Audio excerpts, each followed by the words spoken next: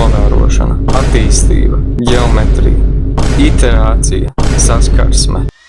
No koncepta līdz saskarsmei knaģis sevī ietver visus dizaina procesu, un tieši tādēļ es došos misijā, lai izveidotu jaunu knaģi, savu knaģi. Šajā video demonstrētas darbības ar knaģi ir veikts kontrolētos un drošos apstākļos. Lūdzu, nemēģiniet tās atkārtot. Skatītājiem ieteicam piesardzību. Sāksim ar pirmo jautājumu. Kas ir knaģis? Vai šis ir knaģis? Vai šis ir knaģis? Nē, tie nav knaģi. Bet kā ar mani? Vai es esmu knaģis?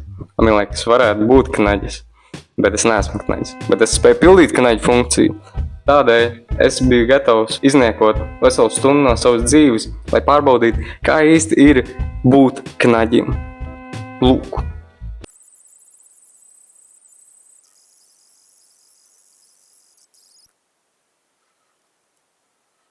Tā nu tā, rekur, es veselu stundu turu, žāvēju veļu.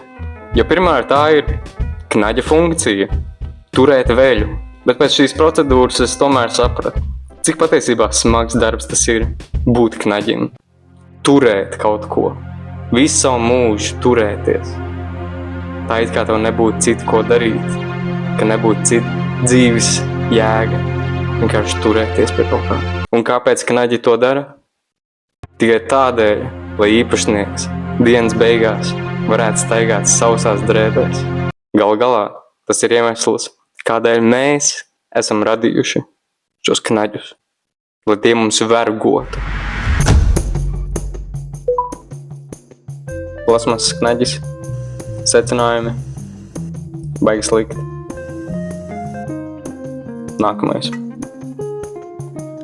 Koka knaģis, secinājumi. Daudz labāk. Tas vismaz deg. Tam ir pielietojumi. Ja ir vajadzības kaut ko uzdedzināt kādā pārgājienā, paņem līdzi knaģi, toreiz kaut ko sakneģēt. Un ja tev vajadzēs pēkšņi kaut kādu ugunskura uztaisīt, un tev nav ar ko taisīt, paņem knaģi. Forši, super, labi deg. Nākamais. Metāla knaģis. Nu super, nekāpši nedeg. Nav varbūt citi pielietojumi ar saistībā ar degšanu, bet vismaz, ja tev nodegs māja, tev nesadegs knaģi. Ilgtermiņa domāšana. Come on. Knaģu tēja. Es sagatavoju 3 dažādas tējas. Koka knaģa tēja, plasmasas knaģa tēja un metāla knaģa tēja. Pirmā tēja – koka. Izcila. Zemīga, dabīga garša. Par neko nevar sūdzēties. Garšo pēc dabas, pēc Latvijas mežiem. Nākamā tēja, plasmasas tēja, šausmīgi. Es domāju, tas bija iemesls, kāpēc man 15 minūtes vēlāk jau sāka sāpēt vēders un domāju, ka man būs jāmāc slimnīca. Vai arī no metāla knaģa. Nezinu, viens no abiem, vai arī abi kopā. Šausmīgi izvēle.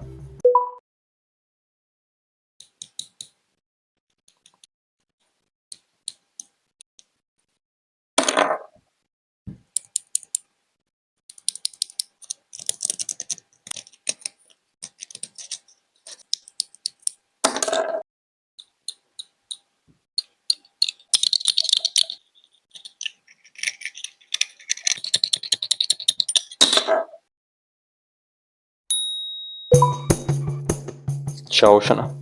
Ja godīgi, neviens no knaģiem diži nesāpēja. Ir īpaši koka un plasmasas knaģis, toties metāla knaģis.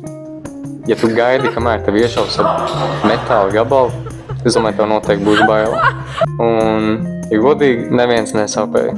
Izņemot, kad ar metāla knaģi trāpīja pa manu,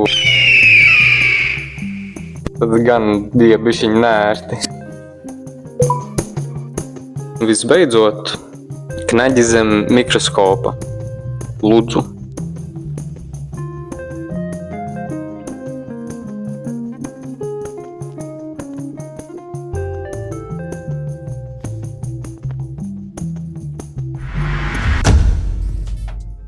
Man radās fantastiska ideja. Man vajadzētu intervēt knaģi, bet es neintervēju jebkuru knaģi. Es intervēju īpaši knaģi.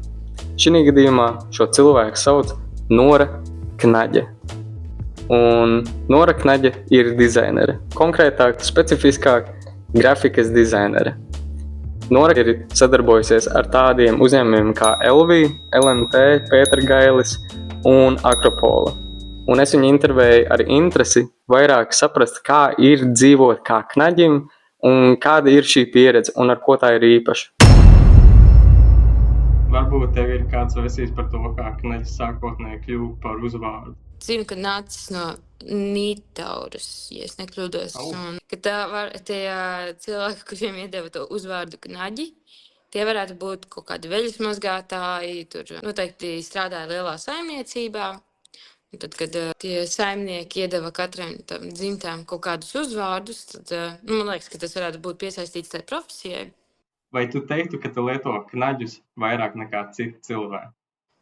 Kādreiz mums katram mājās, kas mēs esam knaģi, mājās stāvēja lieli knaģi, kas mēs tagad esam. Funkcionāli lietoju vairāk, nē, bet vai pieņemsim, ja es atraudu uz ielas knaģi, es biju tā, kaut kā zīmīga, tad tu viņu pacēli, tad tu viņu ielic kabatā, tā kā kastanīti. Vai laika gaitā tev ir arī parādījušies netipiski knaģi pielietojumi? Nē, es tā neteiktu. Man ir bilde, man tētim tikko bija dzimšanas diena, tad viņš ir Emīls Knaģis, un tad mums bija fotos ar sieknaģi. Vai tavuprāt ir kas tāds, ko mēs visi varam no knaģa iemācīties? Es smējāmies, kad esmu tevī ieķēries, tā kā, ka knaģis tevī ir ieķēries. Tā bija tāda, varbūt tāda, rīmīte. Knaģi var izjaukt un atkal salikt atpakaļ.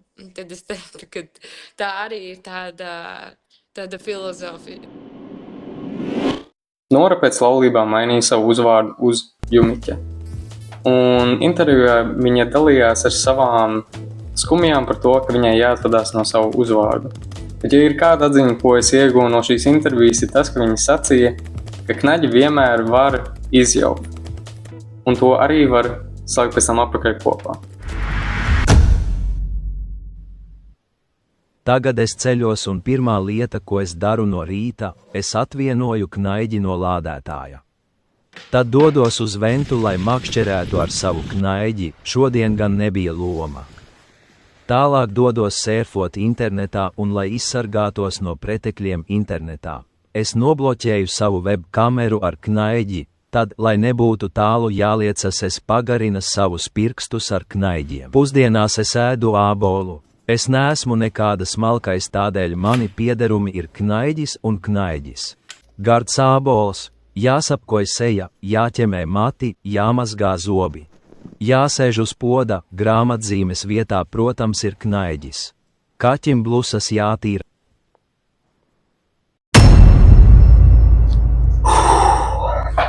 Es esmu dusmīgs. Es esmu ļoti dusmīgs. Es devos no Rīgas uz Kuldīgu, uz Jaunpili. Man pat pievienojās cilvēki, kur devās no Rīgas uz Kuldīgu, uz Jaunpili, lai apskatītu vienu specifisku, īpašu apskates objektu. Objekts knaģis, un viņš tur nebija. Viņš ir ticis noņemts vai nozagts, neviens nezina. Es prasīju, nevienam nav ne jausmas, kāpēc viņš tur vairs nav. Un ko tā vietā es darīju? Es attēlošu tieši, kas notika pēc tam, kad es apmeklēju apskats objektu, kurš tur vairs nav. Sabrauc uz Jaunpilu, lai iečekot viņiem, ka to knaģi, to apskats objektu, un viņš nemaz nav. Es te visu dienu, ko es tagad daru? Viss tagad gaņo. Smiesies pa mani, ko es daru? Kā tu saki? Dāvidi! Knaģi! Klusē! Mums nav daudz laika. Es esmu šeit, lai tev palīdzētu. Tev jāizmanto mākslīgais intelekts, vai kā mirstīgie to sauc AI, lai nokļūtu nākamajā segmentā. Ok, kā teiksi, viszinošais knaģi. Knaģis. Ew, veco zēn, tev viss kārtībā? Ew, celies! Kas notika? Nu, es vienkārši tur sēdēju, es dzirdēju, kāds atsitās kaut kur, skatos, kur Džeks zemē, kaut ko sāku murmināt, un piegāju un skatījos, kas notiek. Nu ko? Tu gribi teikt, ka tas viss bija tikai sapnis? Come on. Man tagad jāiet čakarēties arī. Jai. Tad nu tā, mīļie skatītāji, pēc tam, kad ar mani sazinājās šīs augstākās būtnes no citas dimensijas, man bija skaidra misija par to, kas man ir jādara. Man jāizmanto šis saucamais AI, lai tālāk virzītos uz savu mērķi, lai sasniegtu tas, kas nepieciešams. Lai izgatavotu knaģi, man bija jāizmanto superspējas AI.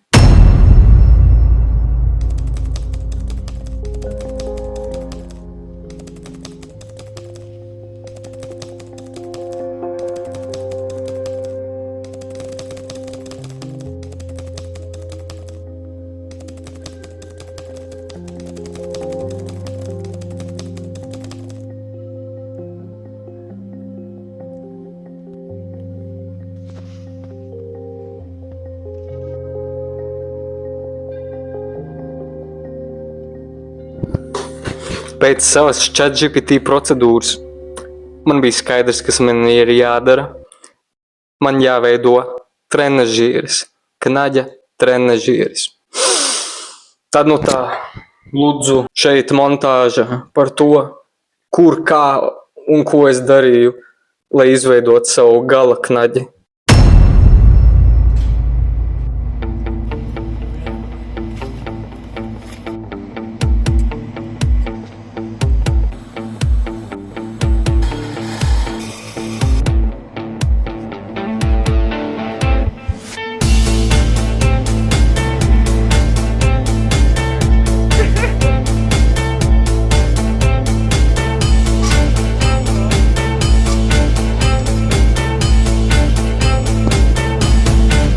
Un visbeidzot, dāmas un kungi, un visi starpā, mans gala produkts. Jūs varētu jautāt, Davis, kāpēc tavs gala produkts, kāpēc tavs knaģis ir trenažieris, kāpēc tavs gala produkts ir mape? Tāpēc, jo, atcerieties, lūdzu, mīļie cilvēki, mēs varam vienmēr atvieglot savu dzīvi sev apkārt, uzlabojot priekšmetus, attīstot mašīnas sev apkārt. Mēs varam atvieglot savu dzīvi, bet mums ir tomēr arī jāstrādā ar sevi. Un šī mape ir trenažieris, lai tu varētu veikt savu atskaiti, pildīt savus dokumentus un joprojām trenēties ar sevi. Jo mēs varam izmantot knaģus un likt viņiem paciest sāpes, vai arī izmantot knaģi kā instrumentu, ar kuru mēs uzlabojam sevi. Nevis liekam viņam tikai strādāt, turot savus dokumentus, bet arī knaģis testē mūs. Nevis mēs testējam tikai knaģus. Paldies!